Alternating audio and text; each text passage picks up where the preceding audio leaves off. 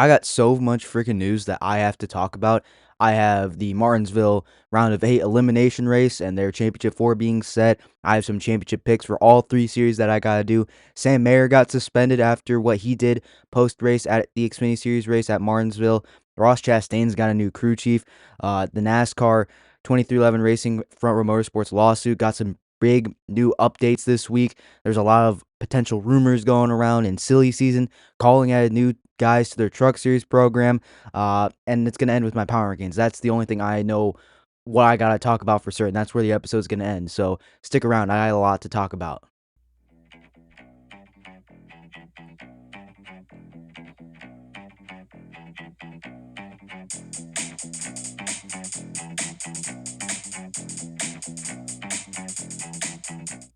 How's it going, everybody? Welcome back to Talking NASCAR. I am your host, Andrew. Again, like I said in the intro, I have a lot to talk about. I haven't posted in, 3 days, and I got so much to talk about. Most of it's from technically like 5 days worth of news. So I guess that's something that needs to be taken into account. So I shouldn't blame anything on anybody else except for me not posting, but I've been really busy this weekend. Things may not get really any less busy for me as we get into the later months of winter. And I'm going to talk about that in another video or episode, whichever you prefer. Let's go ahead and get into our first topic of the day. I want to recap the NASCAR Xfinity Series race from Martinsville Speedway, the round of 8 cutoff race for the Xfinity Series. Taylor Gray would pick up his first win in the NASCAR Xfinity Series, his first win in any of the 3 national series of NASCAR. He competed last year full-time with Tricon Garage in the Truck Series. That was technically his rookie year in the Truck Series as well, and he did not pick up a race win there, but he still got promoted up to the Xfinity Series after having some really solid runs with Joe Gibbs Racing part-time wise. And Taylor Gray is still very, very young, so it's very impressive, but Taylor Gray kind of building off his performance from the spring race at Martinsville, where he almost won this race, if not for second-place finisher Sammy Smith in this race, actually dumping Taylor Gray into turns 3 and 4 on the final lap, and Sammy Smith would pick up the victory. But it was not a pretty scene afterwards. Taylor Gray kind of confronted Sammy Smith. There's a bunch of penalties and fines for Sammy Smith in Junior Motorsports, and it was not a great scene overall. However, things would turn out different for Taylor Gray and Sammy Smith. Taylor Gray would finish in first. Sammy Smith would finish in second. Sammy Smith, excuse me, I just hit my mic. Oh boy.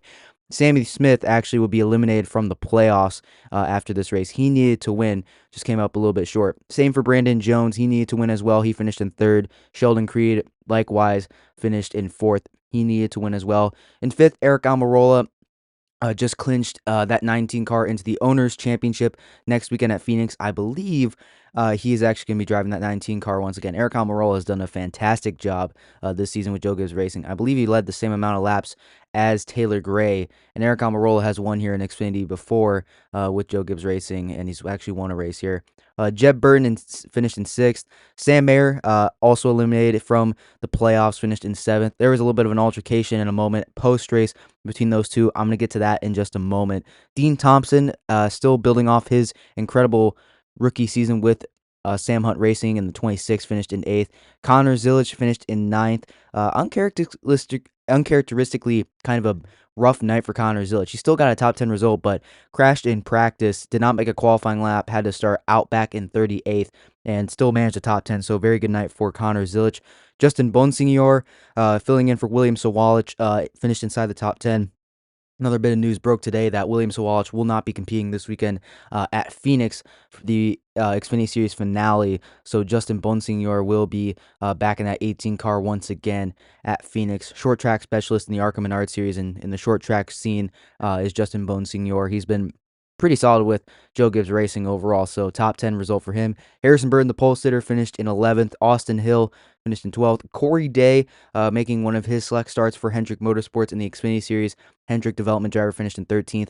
How about Myatt Snyder for DGM Racing in the 91 car? A smaller team finished in 14th, and Ryan Sieg, his own team in the 39, finished in 15th. Some other names, Carson Kvapil finished in 18th. I believe he was in the playoffs as well. Nick Sanchez finished in 19th. So a couple big names back here. Same with Jesse Love, but he was pretty much in on points. He would need a new winner from below the cut line to lose his spot. Justin Allgaier finished in 26th. Christian Eckes in 27th for Calling Racing. Some news on Calling Racing that I'm going to get to later in this episode. And besides that, Brendan Queen, short track specialist, recently announced that he's going to be heading to Calling in the Truck Series full time. Finished in 35th in that 11 car. So tough night for Brendan Queen. I believe he was caught up in an accident as well. And I think Justin, maybe I'm thinking about the Truck Series. I was going to say Justin Allgaier got caught up in a wreck, but I'm thinking of Daniel Hemrick. I don't know why, but I just am. So those are your Xfinity Series results. Now, looking at the NASCAR Xfinity Series Championship 4, it is set. I also messed up once again by mentioning Carson Kvapil got out.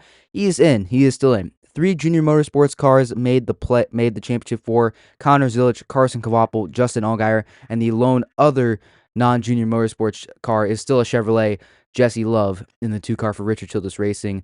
I believe Sam Mayer, Sheldon Creed, and Sammy Smith, and I believe the other one was, I got to look up who the other one was real quick.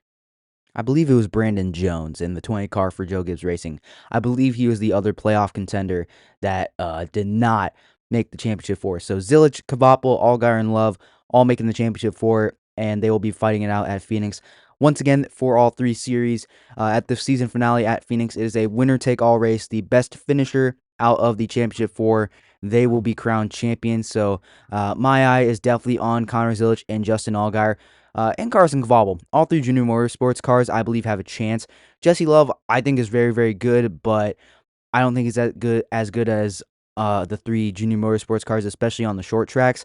Love is very good overall as a driver, but we've only seen him win on super speedway races. He did get that win at Rockingham, but that was a disqualify, so I'm going to kind of count that, but that's a really small sample size. That's just one win on a non-super speedway race. So out of the 3 junior motorsports cars, I'd probably have to give it to Zilisch and Allgaier. One of those two. Allgaier, the defending champion. Zilisch has been just so good. As long as that team doesn't wreck in practice like they did at Martinsville, I think Connor Zilisch will definitely be the guy to watch out for at Phoenix next weekend. I guess maybe while I'm here, I should probably do the rest of my championship 4 picks. Starting with the Truck Series, we got Corey Heim, Caden Honeycutt, Ty Majeski, and Tyler Ankrum. I mean, for me, this one's a no-brainer for me. It's got to be Corey Heim. He's just been so good in the Truck Series, leads the series and wins. Ty Majeski is the only other guy that I would really consider. Majeski has been probably the second best driver out of the championship 4 between Honeycutt, Ankrum, and himself. Behind Corey Heim, I mean, I think Lane Riggs overall has been the better Truck Series driver than all 3. Lane Riggs has just had more of a consistent season, kind of cooled off in the playoffs. But Majeski being a defending series champion from last year, he's the really other guy that really, in my opinion, could contend with Corey Heim. As long as Corey Heim doesn't get wrecked by Carson Hocevar, who's not racing in this event, so he should be good. If you don't know what I'm talking about, back in 2023, I believe, Carson Hocevar, still racing in the Truck Series for Nice Motorsports, wrecked Corey Heim while they were both contending for the championship and ended up wrecking them both, and they both ended up losing the championship to Enfinger and Majeski, I believe, and they were both out of the race. So Corey Heim should be fine in that regard. So it's an easy no-brainer for me. Corey Heim, he may not be at Tricon full-time next season. I think that he is the easy pick for the Craftsman Truck Series Championship. Now for the Cup Series. Okay. Looking at it here, you have the Hendrick duo of Larson and Byron, and then you got Hamlin and Briscoe. Okay. This one's going to be tough. This is going to be really, really, really tough because immediately you don't have Christopher Bell, the Phoenix Spring winner in this championship 4, and you got Kyle Larson, William Byron, who have been good, but they've been inconsistent at times. I don't know if I can really trust them going into this. Chase Briscoe, I just don't think he has the raw pace to compete with these guys. Plus, he wasn't as good as these guys back in the spring race, and he wasn't really competitive at Martinsville either. So it's really down between Hamlin, Byron, and Larson. And I definitely don't have my championship pick of Ryan Blaney in this, so yikes, that wasn't a really good pick, folks. But out of those 3, oh, okay. Oh man, this is really, really tough because like Larson, he has the pedigree. He has the championship. Byron's been there 2 times now. It's just going to be a 3rd attempt. Hamlin's been there more than Larson and Byron combined and Briscoe combined. Briscoe's in his first championship 4. Okay, I'm going to eliminate Chase Briscoe. First championship 4. I don't think he has been as crazy good in the playoffs as he's been in the last couple weeks compared to when he went on that tear at Darlington and those other first 2 rounds. Hamlin, he's been like the most consistent guy in the playoffs so far, except for I believe it was the Charlotte Roval, but he's never really good at road courses. Kansas was weird. I mean, he kind of wrecked Bubba Wallace for that. I guess that's a thing I got to watch out for. Byron, been inconsistent. He's really starting to turn it up, but is like that really starting to turn it up going to be race winning speed? Because I feel like you're going to have to win this race if you're going to win the championship. And Larson, it's just kind of been quiet throughout the playoffs. Hasn't won a race the entire playoffs. Man, this is tough. Like Hamlin almost beat Bell at Phoenix in the spring. I think that's who I gotta go with. I think I gotta go with Denny Hamlin, even though he's been kind of struggling on the shorter flat ovals at recently, I should say. Phoenix, I feel like Hamlin, it really suits him best. Byron, he just won on at Martinsville. It's gonna be so tough. Oh man, I feel like looking at the championship four right now, it's gotta be Denny. It's his year. He has been so good. He's probably been the most consistent driver out of all of them. Byron won the regular season championship, but Hamlin's got more wins. He's been overall more consistent, has like a better average finish, I'm pretty sure. Byron, again, less wins, not really better average finish than any of them. And Larson was really cold in the summer and in the playoffs hasn't won a race. I think I'm going to have to go with Denny Hamlin. Denny Hamlin is going to be my championship pick for the Cup Series. Man, that was tough. Like, you have no idea how tough that decision was, guys. Like, I know you can't see me. Like, I don't have a camera actually on me, but it was tough. Like, I don't know if, like, my facial expressions would have been able to tell it, but that was a tough decision. Recapping Cup Series, I have Denny Hamlin being my championship pick. Xfinity Series, I am going to have Connor Zilisch be my championship pick. He's just been so good. He's just been so good. It's stupid how good Connor Zilisch has been this season. And the Truck Series, it's going to be Corey Heim. So you're going to have two really young guys winning championships. And then you got the really old guy, the oldest guy out there, Denny Hamlin. Isn't that funny? I guess he's not older than Matt Crafton. I guess that's a thing. That would be sad. Matt Crafton in his final race. Man, that's kind of sad. Good luck to Matt Crafton. Just want to shout him out real quick.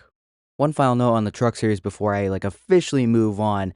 I saw that a little report that Toyota in the Truck Series actually clinched their what was it? I'm looking at my notes. Their 14th Truck Series manufacturer championship. So that's overall their entire manufacturer, their entire fleet of Toyotas matched up against Chevy and Ford. They clinched their 14th Truck Series championship. So that really caught my eye. Corey Heim locked that up. He's still going to be going for the Drivers' Championship. He's my pick. We'll have to wait and see. And Caden Honeycutt too. I don't want to leave out Caden Honeycutt because what he's been doing is pretty good. So thought I'd mention that because that was something that really caught my eye. Now circling back one moment back to the Xfinity Series race from Martinsville. I know I've been kind of all over the place here, but I really that's what I'm trying to do. That's something I have to do with this episode because so much news. There's no way I can get this in perfect order because it's just so much. I can't get it perfect, guys. And frankly, I don't know if you expect me to do that, but you know. So circling back to the Xfinity Series, we had a little bit of a moment post-race between Sam Mayer and the 41 of the Haas factory team Ford, going to be entering their final race as a Ford team in the NASCAR Xfinity Series, soon to be the O'Reilly Series, and Jeb Burton driving for Jordan Anderson Racing in the 27 car, 27 Chevy. So after the race, Sam Mayer into turns 3 and 4 completely dumped Jed Burton into the outside wall, destroyed both their cars. Well, destroyed Jeb's car more than Sam's. Sam did not really have that much damage compared to Jeb Burton. But after Sam Mayer came down pit road, they had a bit of an altercation on pit road. They had a kind of a shouting match, if you will, between Jeb Burton and Sam Mayer. And then Jordan Anderson, the owner of Jeb Burton's car, Jordan Anderson, former race car driver himself, went up and talked to Sam Mayer. And during Sam Mayer's interview, I mean, he was just not really holding back at all. I feel like he was trying to be tactful, and in some regards, I would say he was. Like, he didn't completely just yell and scream and start cussing about it, but he completely called out Jeb Burton. He seemed respectful towards Jordan Anderson.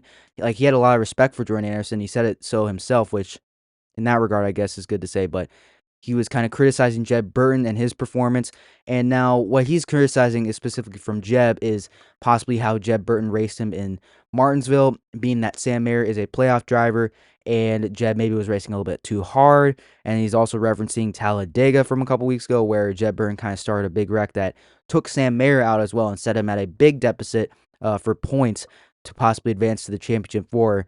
And so, yeah, that's why the whole altercation kind of went down. And I hope I kind of summarized that in a good way, guys. If I didn't, I'm sorry, but that's kind of really the best way I have to summarize it. But looking at this now, NASCAR yesterday on Tuesday announced that they would be suspending Sam Mayer for the regular season finale at not the regular season finale, the overall season finale at Phoenix Raceway. And Haas Factory Team announced they would not be appealing that ruling, and instead Ryan Sieg will be driving Sam Mayer's car next weekend, and Nick Lietz will be taking over Kyle Sieg's number 28 car, while Kyle Sieg will be driving the number 38 car in replacement for Ryan. So Sam Mayer will have to watch this season finale from Phoenix on the couch. When I look at this and I ask myself, was this suspension warranted? There wasn't a fine. It was just a suspension for Sam Mayer. Do I think it was warranted? Like some people are criticizing, saying, oh, it's on Martinsville. It's a short track. Short tempers are going to be there.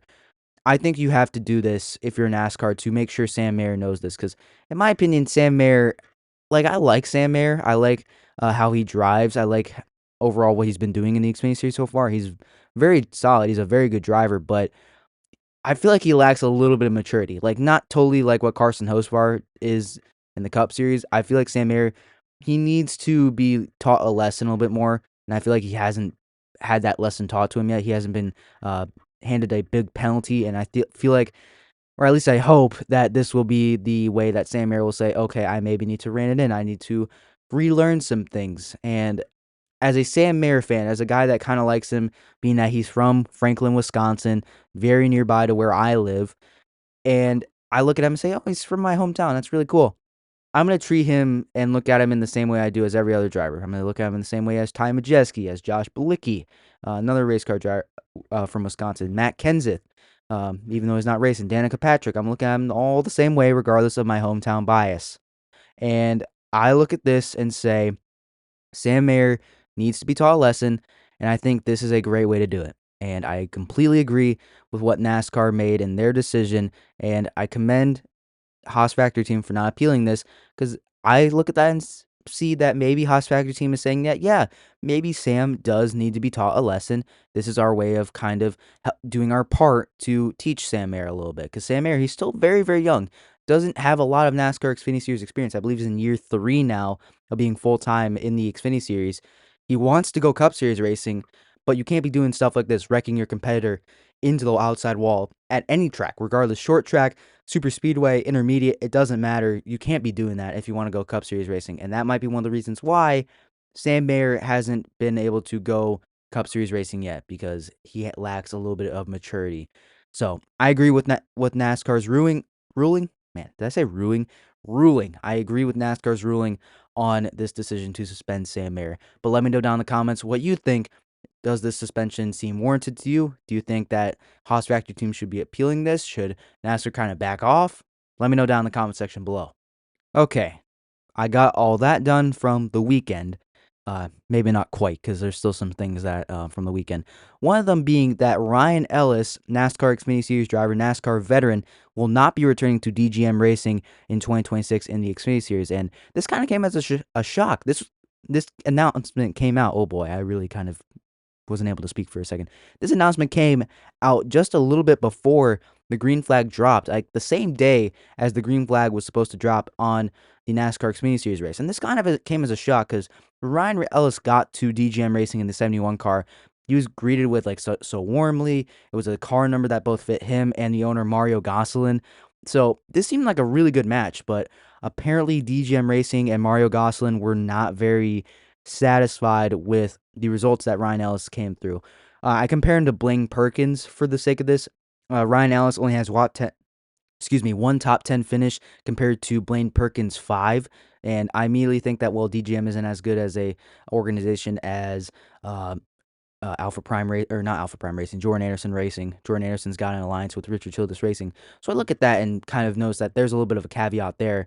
But still, I think Ryan Ellis probably is a better driver overall, like speed-wise, compared to Blaine Perkins. But I find that very interesting. Like, still one top five for DGM Racing. They're not what they used to be.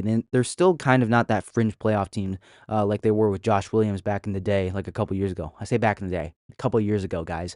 So I feel like Ryan Ellis, this kind of seems unfair to me in Ryan Ellis's eyes. Like, if I'm looking at this, I'm looking at this from an outside perspective. I'm not going to look at this from Ryan Ellis's perspective.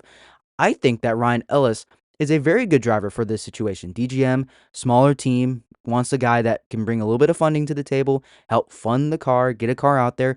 And Ryan Ellis got a top 10 finish. He'll finish inside the top 20 every now and then. I think that's really good for Ryan Ellis and DGM Racing. So I don't understand this. I really think that Ryan Ellis at least should have gotten another season, but apparently it wasn't good enough for Mario Gosselin and DGM Racing. Possible landing spots for Mario Gosselin. I look at Viking Motorsports. They just let go of Matt DiBenedetto for sponsorship reasons. And Ryan Ellis, I think, can really bring some good sponsorship money. And I actually might think that Ryan Ellis might be slightly a better driver, at least more experienced than Matt DiBenedetto, maybe. So that's one option. Alpha Prime Racing. He's been there before. Alpha Prime Racing announced that Parker Retzlaff probably won't be returning to that seat next season. So maybe that there can be a reunion there between Ryan Ellis and Alpha Prime Racing. Who knows? But landing spots for Ryan Ellis, they're wide open. He'll get some opportunities. He'll get some looks. Hope that Ryan Ellis finds a ride very, very soon. Next up, Ross Chastain will have a new crew chief in 2026. Brandon McSwain will be crew chiefing Ross Chastain in the 2026 season. Brandon McReynolds, not Brandon McReynolds, that's the spotter for Chastain. Phil Surgeon has been let go by Trackhouse Racing. Phil Surgeon will obviously fill out the rest of the season at Phoenix. So Brandon McSwain, he's been a Hendrick engineer for the past couple seasons with Hendrick Motorsports, both in the Xfinity side of things. I believe he also worked for Junior Motorsports a little bit. But now Brandon McSwain will be getting an opportunity to crew chief with Trackhouse Racing in 2026. I look at this and think that I really don't see a big change coming for Chastain. Like, Chastain's definitely kind of dropped performance-wise these last couple seasons, so maybe it was time for a change, and crew chief might be the one. And I don't hate Phil Surgeon. I actually really like Phil Surgeon. I think he's a great crew chief, and I think that he'll definitely get another look somewhere else, and I'll talk about that in a moment. So this doesn't really move the needle a lot for me for Chastain. I really think that the crew chief wasn't the really big thing that needed to be changed. I think it was something else, maybe with the engine department for ECR engines and what Trackhouse is getting. So I think that's the thing that needs to be changed. But you never know. This could be the thing that needs to change for Chastain if he wants to really ascend back to championship 4 contender like he did back in 2022. And yeah, doesn't really move the needle for me, but it's a move that I think really don't think that can hurt Chastain all that much, because Chastain's still going to do really, really good in that one car for Trackhouse Racing. Now for Phil Surgeon, I have one really good spot that I think he will probably end up at. Excuse me. And I think that will be Spire Motorsports. I think that he will be the crew chief for Daniel Suarez in 2026. The reason why, Phil Surgeon, Daniel Suarez worked in the same building, worked at Trackhouse Racing for several years, since 2021 when Chastain came over in 2022. I believe Phil Surgeon was there. Suarez has been there since 2021. So they've worked in the same building together. Maybe there'll be a little bit of a connection. And I think Phil Surgeon, no disrespect to Ryan Sparks, competition director for Spire Motorsports, I think Phil Surgeon is better than Ryan Sparks, at least on the crew chief side of things. I think Ryan Sparks can handle business on the pit box, but he might be better suited as an executive role at Spire Motorsports. So I think Daniel Suarez and Phil Surgeon could be a really good pairing, and especially if Daniel Suarez maybe does not return for 2027. I think that whoever Spire brings in, whether that be Raja Karuth, maybe possibly some other prospects they have, like Nick Sanchez, who has some Spire connections. I also think that I'm trying to think of someone else that Spire could bring in. Nick Sanchez, Raja Karuth are really the only guys I'm thinking of. If Spire wants to bring in someone like that, I think not Brandon McReynolds, Phil Surgeon can be a very good crew chief and a very good foundation for those two drivers, at least starting out, at least like for 2 years. Maybe when those 2 years are up, maybe you have to look at a new crew chief, someone that's a little bit better to help really maximize the potential of Caruth or Nick Sanchez. That's what I'm looking at for Phil Surgeon. I don't know why I keep wanting to say Brandon McReynolds. I don't know. That name is just floating around in my mind for some reason. But overall, I'm interested to see where Phil Surgeon's going to go. I really think it's going to be Spire. Let me know down in the comments, though, what you think of this crew chief swap for Chastain and where you think Phil Surgeon might go for 2026. Moving back over to the truck series, Tricon Garage announced they have inked a new 3-year deal with Toyota to continue being Toyota's flagship truck series team. For that matter, being actually they are. I was gonna say they're the only truck series team, but I forgot that Halmar Friesen Racing, the 52 team, still exists. So, Stuart Friesen, if you're listening, I'm sorry. Caden Honeycutt, if you're listening, I'm sorry. Moving on, yeah, yeah, this is pretty much expected. Tricon Garage, ever since their formation back in 2023 with David Gilland and some other guys, uh, moving that team over from David Gilland Racing and Ford over to Tricon Garage and Toyota. They've been very, very good. I mean, they got Corey Heim obviously going over there. Caden Honeycutt sounds like he's going to be heading over to that team. Taylor Gray's come through that lineup, and Taylor Gray's obviously now in the Xfinity Series. William Sawalich has been through this team, and he's done pretty well. So Tricon Garage has been very, very good. They haven't won any championships yet. Ooh, voice crack. My bad, guys. They haven't won any championships, but they've won a lot of races, and they've been very, very successful. And I honestly think Corey Haim's probably going to get his first championship for both himself and the team in 2025 at Phoenix in these next coming days. So I'll be reacting to that. So don't worry, I'm going to be reacting to that.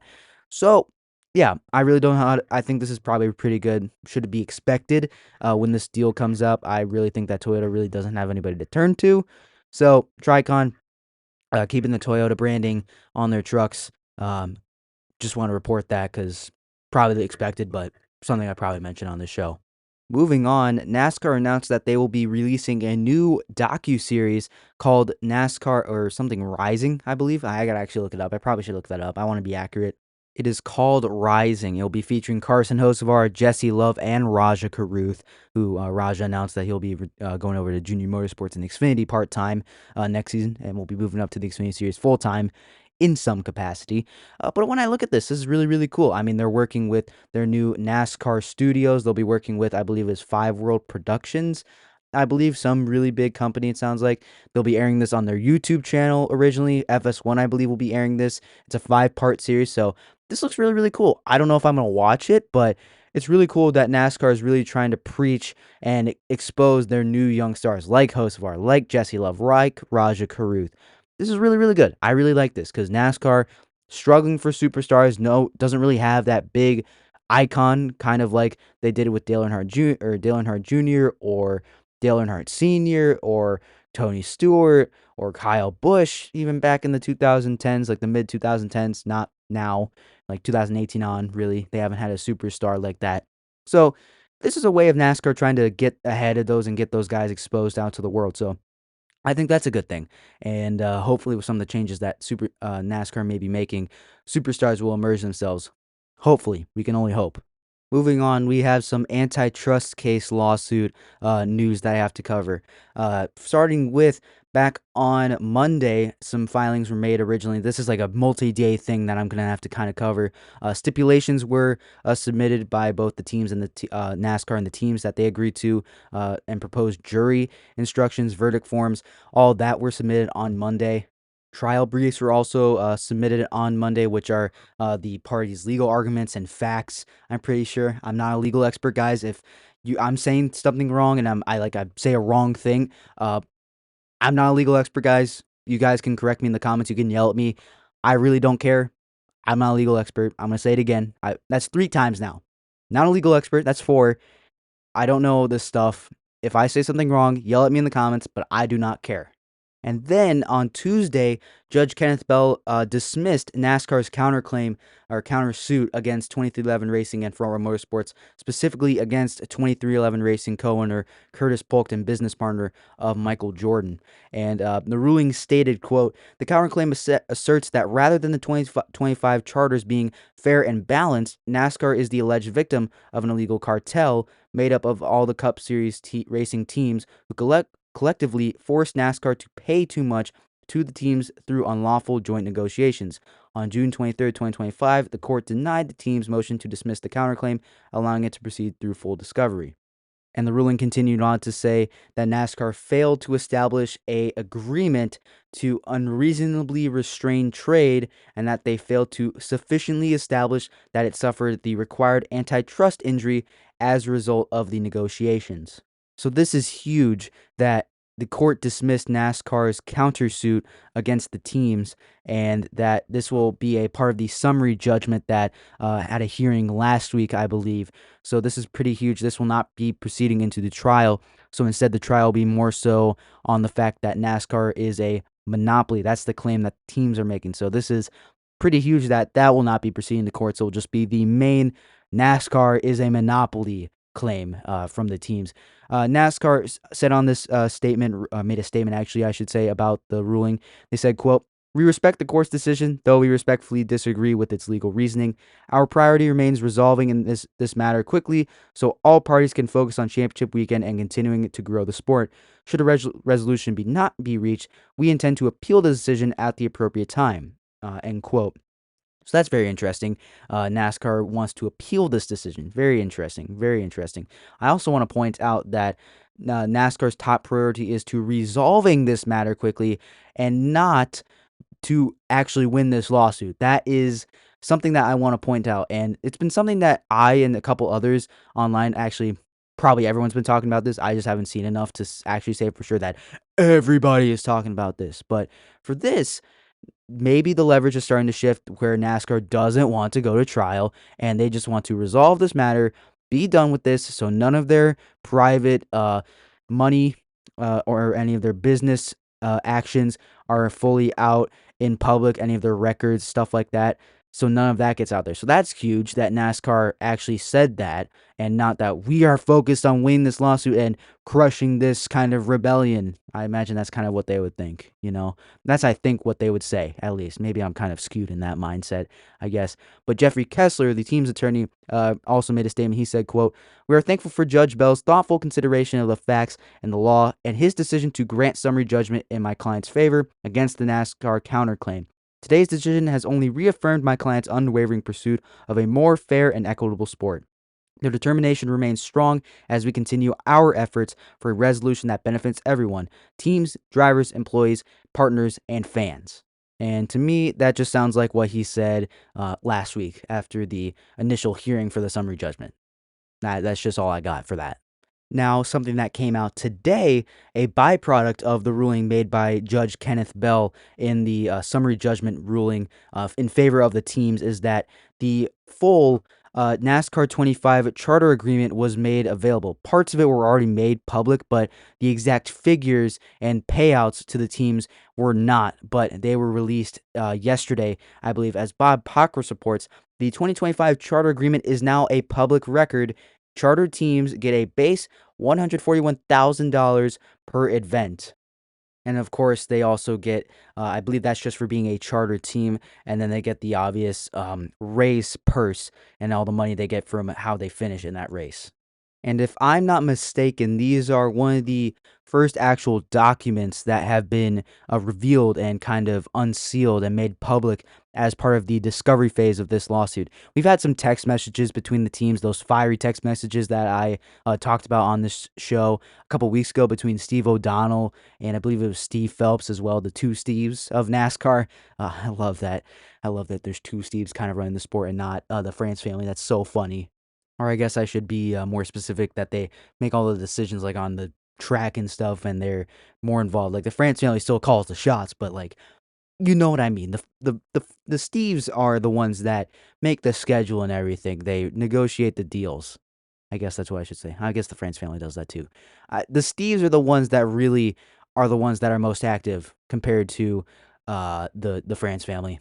Okay, quick little recap. That's in the span of 3 days. So we've had the NASCAR countersuit against the teams be dismissed after the hearing last week for the summary judgment. We've had the parties file trial briefs in the lawsuit.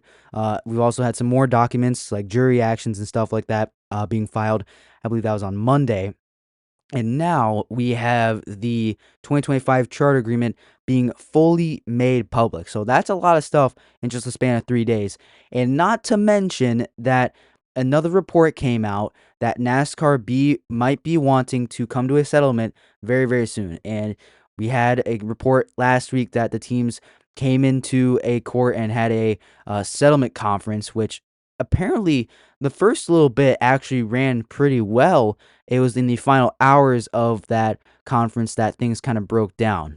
According to The Athletic, part of the settlement conference, NASCAR actually agreed to provide the teams with long term security and assurances that the charter system would remain in place and NASCAR would not seek to eliminate the system in 2031 when the new 7 year agreement kind of contract runs out, which also includes, by the way, an option for an additional 7 years. I believe that's kind of what is coming out of this. NASCAR also agreed that the Evergreens charter concept, which was largely agreed upon last Wednesday morning from The Athletic. NASCAR agreed to return 2311 Racing and Frontline Motorsports' six combined charters, which the teams lost in the after their preliminary injunction was overturned, and they value apparently at as much as $300 million, based apparently on recent sales. The last charter sale, I believe, was for $45 million, and I believe that was to Spire Motorsports. Maybe they're not including the Legacy Motor Club sale from Rick Ware Racing. And also revealed by The Athletic that the settlement fell apart because an issue that really arose in the recent months was who is responsible for paying the legal fees, estimated close to $100 million when combined for both sides. And the teams also, as well, insisted on being reimbursed for money while competing without the charters for the last couple months after losing the preliminary injunction back in September. But Steve Phelps, NASCAR commissioner, apparently is also working to reach an agreement with both teams. He's making calls, possibly at this moment. Again, I believe this is from yesterday. Yes, this is from yesterday. I am reading this. This is a report from yesterday. And so he's making calls to Denny Hamlin, who was actually one of the finalists competing for the championship race. And again, he's my championship pick. I'm just going to say that again. So lots of things are going on. NASCAR wants to get this lawsuit resolved. And like I already said in like a couple minutes ago, NASCAR not wanting to win the lawsuit. They want to, we want to resolve this. We want to come to terms. We want to come to peace. We don't want to beat them. We just want to keep everything private. We don't want our business records being out in public. That's something that needs to be shown. And I think it's been very obvious over the last couple months that NASCAR is kind of scared now. They don't want their business records out there, and the teams are still wanting to hold them accountable at trial. So that's why NASCAR is now being the instigator, saying that, okay, I don't want to go to trial. We want our lawsuit to be resolved. Can we please come to an agreement? And it sounds like they did come to an agreement for the most part. It's just who's going to actually pay for the legal fees. That I feel like may have to go to court. I mean, you're not going to come to an agreement on who's going to pay. Okay, you're not going to come to agreement by or come to a meeting saying that, okay, we got all this figured out. Just who's going to pay for all this? Who's going to pay for this? I don't want to pay for all this. Teams are probably going to say, I don't want to pay for all this either. It's $100 million. We just lost a bunch of money because we don't have charters anymore. You guys should pay us back the money, and then you should pay for the legal fees. I imagine that's what the teams are going to want to say.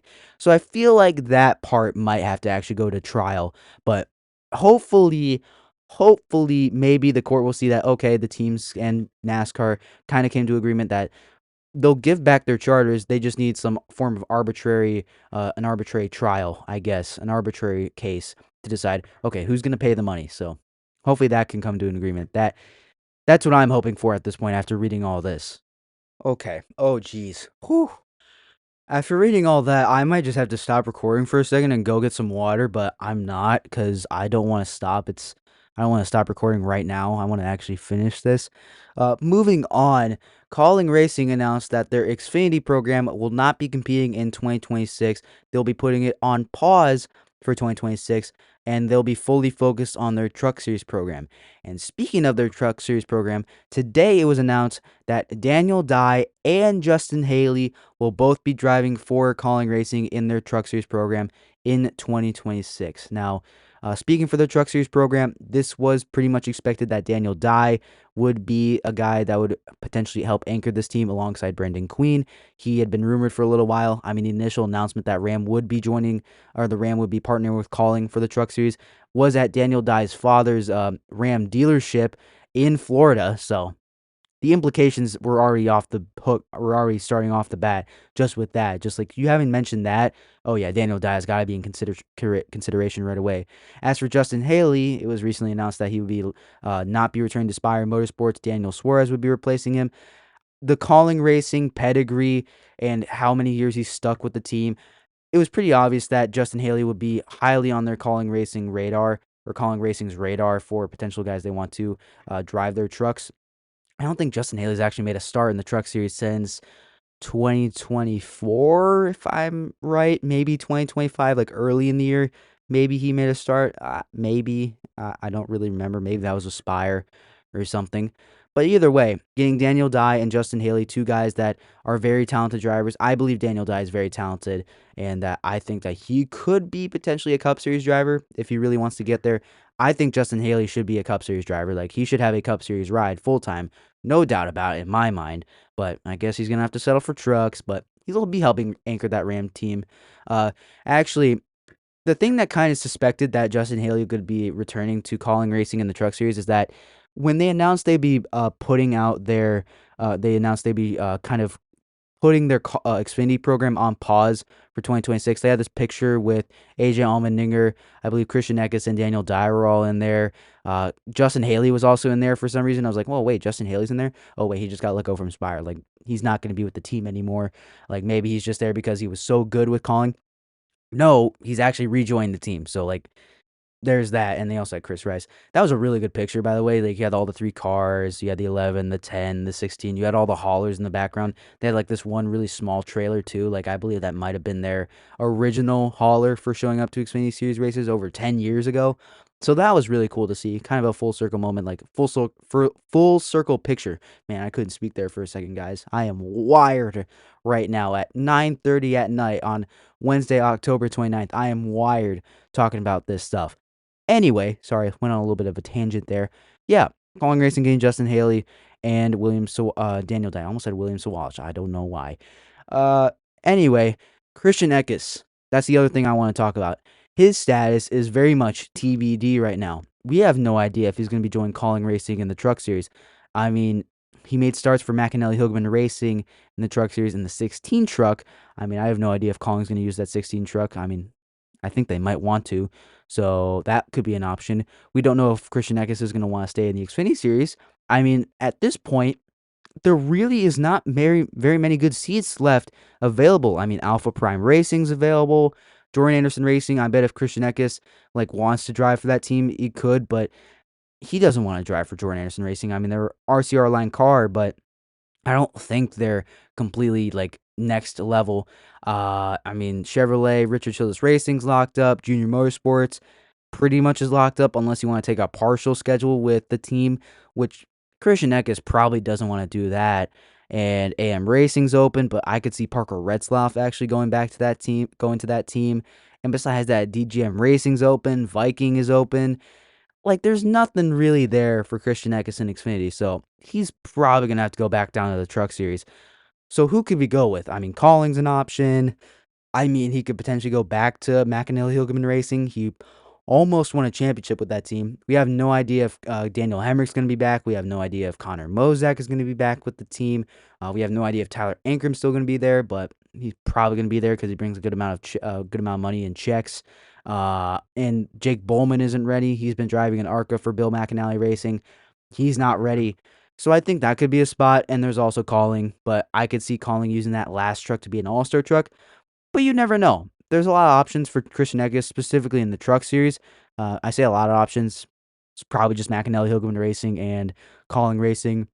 Maybe Tricon if he wants to go over to Toyota, but he's kind of locked in with Chevy at this moment. So I don't know. A lot of things are kind of floating up in my mind right now, and I haven't taken an energy drink yet. I swear I'm not on anything at 9:30 at night. I'm not on caffeine. I'm just really kind of wired right now. I'm super focused. A lot of things are swirling in my mind. I don't know where Christian Eckes is going to go. I'm thinking it's going to be with Colin because when he first joined the team, it was a multi-year agreement to drive in the Xfinity Series, but obviously he's not going to be driving the Xfinity anymore. So I could see Colin kind of honoring that and like the fact that, hey, you're not going to be driving Xfinity, but you can drive in the Truck Series for us with the Ram. That could be cool. And I guess that could be Christian Eckes' kind of pathway to the Cup Series. You never know. We know Raja Karuth isn't going to Calling. Anyway, let me know down in the comments what you think. Ram bringing in Justin Haley, Daniel Dye, I guess, technically, if we want to be technical about it, and shutting down Calling's Xfinity program, at least for now. If Calling and Ram want to go Cup Series racing by 2027, yeah, they'll probably revive Collins' Xfinity program, or O'Reilly program, I should probably call it, for 2027 when they move up to the Cup Series. It's probably what's going to happen.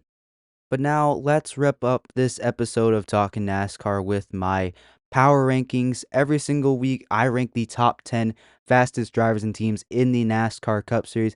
This week, I have a new number one, and Chase Briscoe is no longer in the number one position. Heading into Phoenix, let's see if your favorite driver made the top 10. One honorable mention real quick is Shane Van Gisbergen quietly had a 14th place finish at Martinsville. I talked about it on Sunday post-race. Shane Van Gisbergen's quietly been really, really good on these last couple oval races, besides Vegas. Well, he finished poorly at Vegas, but still 14th at Martinsville, 11th at Talladega. At Vegas, he was running just outside the top 10 after being in the top 20 pretty much all day. 10th at Kansas. New Hampshire had top 10 speed and just got caught up in a wreck. Shane Van Gisbergen has been very quietly, very solid at the past couple oval races. It's just a couple of those races have been not really his fault where he's finished outside the top 30. So SVG getting an honorable mention this week. He is the lone honorable mention, I should say, this week. So SVG, honorable mention. Sorry, my bad habit of being repetitive kind of got in the way there. At number 10, I have Ryan Preece. He has also been very, very solid over the last couple of weeks. 6th at Martinsville, another top 10 result.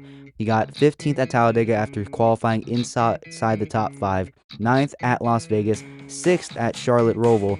Very tough road course for Ryan Preece. He's not been very good at road courses. Ryan Preece, along with all of his RFK teammates, have been quietly very, very consistent. I mean, he's kind of been leading the way along with Keselowski, and then Buescher trailing behind in a close third. So Ryan Preece out of Martinsville, inside the top 10. Let's see if he can stick at number 10. Moving on, though, to number 9, I have Tyler Reddick. I had to make sure he's in my top 10 because Reddick has not been getting the credit he deserves on this show.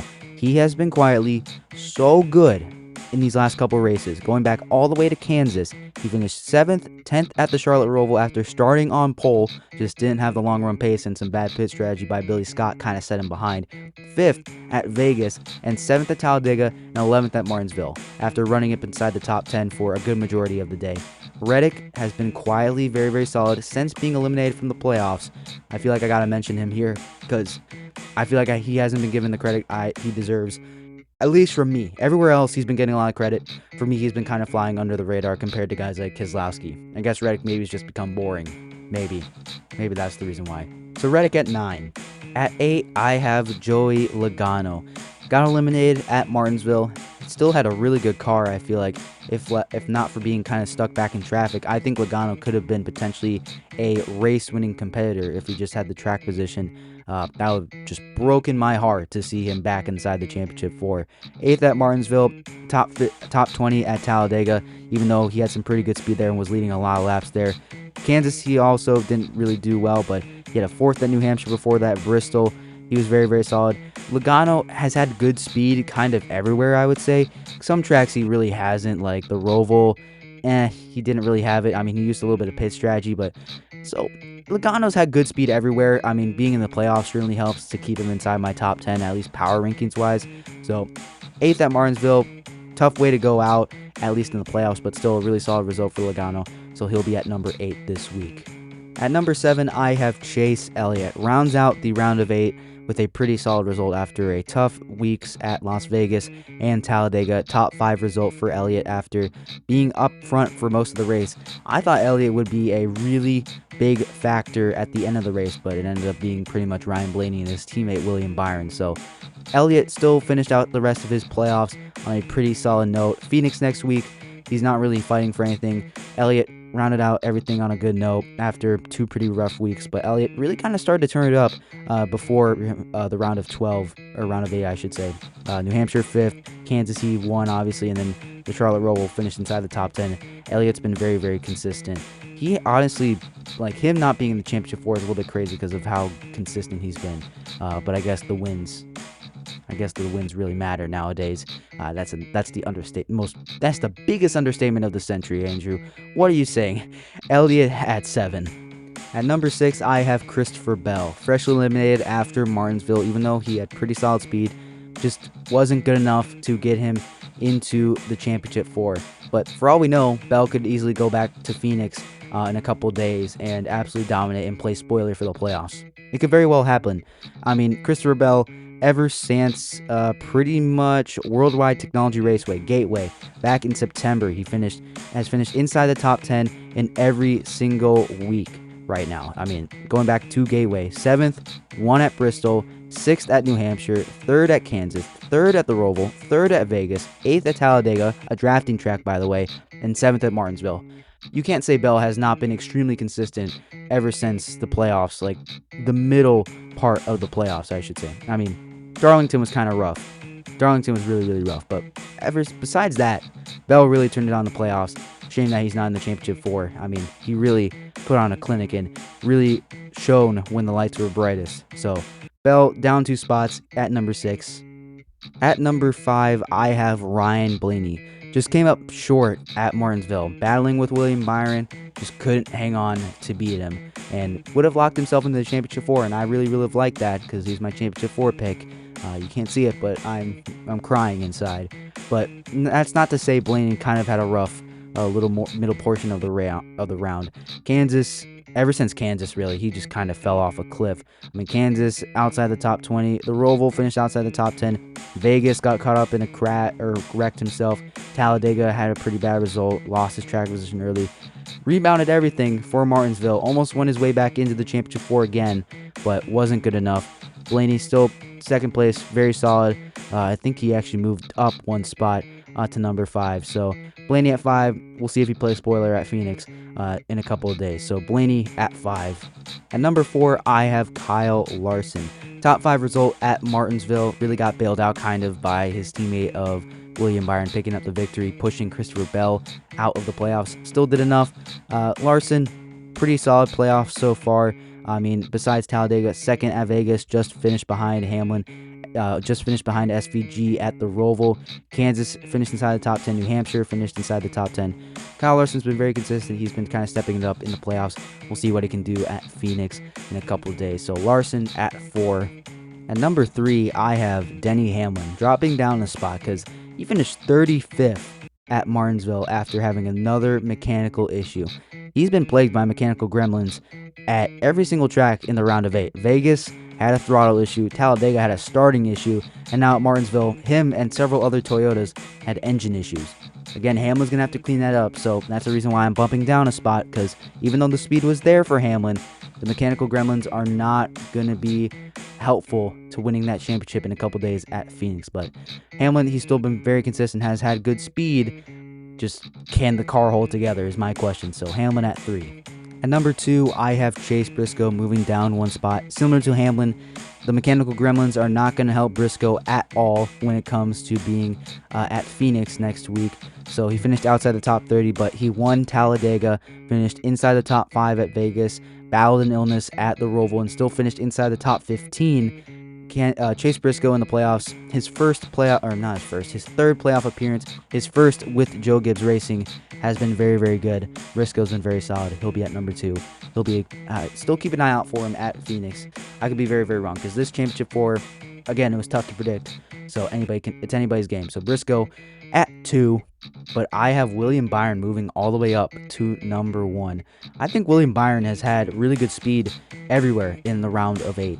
Las Vegas had really good speed. It looked like he was going to win his way into the championship 4 there until Ty Dillon got in his way, literally. Talladega, I mean, it's a drafting track. Like, who knows? Like, he was in position to get some really good points until he got spun out by Carson Osvar coming to the line and pretty much gave up all those points. But William Byron, when the bright lights were the brightest and the spotlight was on him, when the pressure was on, he came into Martinsville and dominated. Started on pole, led the most laps, ended up taking the victory away from Ryan Blaney, locking himself into the championship 4. Yeah, Byron moving up to the number 1 spot feels pretty fitting heading into Phoenix, where, again, I have no idea who the favorite is for the championship. So there you have it. That is my top 10 after Martinsville. I have only probably like 1 more week of power rankings after Phoenix. It's going to be postseason power rankings, I'm pretty sure. Funny, postseason power rankings. That's going to be fun. But recap real quick: William Byron at 1, 2 Chase Briscoe, 3 Denny Hamlin, 4 Kyle Larson, 5 Ryan Blaney, 6 Christopher Bell, 7 Chase Elliott, 8 Joey Logano, 9 Tyler Reddick, 10 Ryan Preece, and honorable mentions going to Shane Van Gisbergen. Almost said SVG, but Shane Van Gisbergen sounds right. He deserves to be formally called Shane Van Gisbergen. So let me know down in the comments who should be on this list. Should SVG be on this list or someone else be on this list? Let me know down in the comment section below. One more thing here before I get to the outro. I just want to mention that I have no idea how much I'm going to be posting from now pretty much until probably March, maybe until the Daytona 500. Things are going to get really busy for me. I'm having to drop some things from my plate. I'm having to drop some stuff because I got some sports coming up. I just really have no idea what it's going to look like for this podcast or my other podcast. For this one, I bet you can expect that I'm going to be posting probably once a week, maybe like on Sundays, like probably mostly on the weekends. Like I'm probably going to do the Phoenix race recap, and then I'm going to probably do one like on a Friday night, or I'm going to do one on Saturday night. It's just going to really all depend on the time I have. As winter goes on, and I'm gonna get more busy. I'm not gonna be able to post like every single night on the weekdays, and I really shouldn't have to. Like, there's not gonna be like any major big stories. I can probably just wrap it all up and together into one episode on like a weekend. So that's probably gonna what I'm gonna do, at least for this show.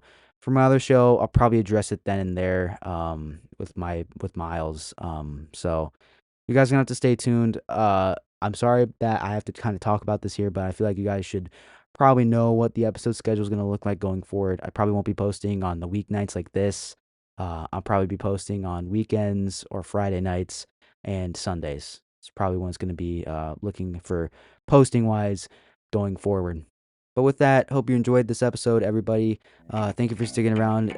This is another long run, not another lot of news that I had to cover. So I hope you enjoyed this one.